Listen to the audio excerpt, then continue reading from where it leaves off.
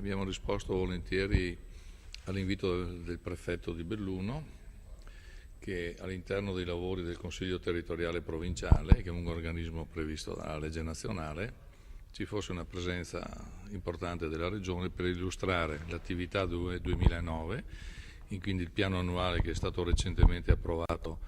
sia dalla consulta immigrati sia dal tavolo unico regionale, e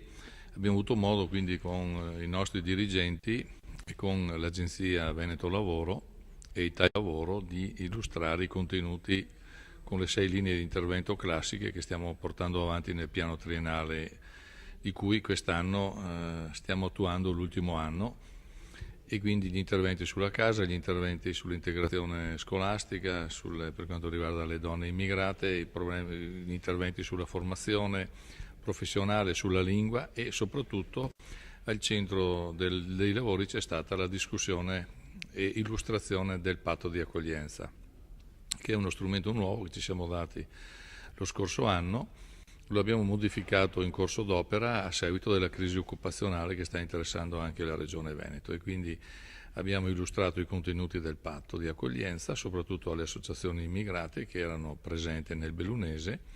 in modo di stabilire diritti e doveri per questi cittadini che sono presenti nella nostra Regione.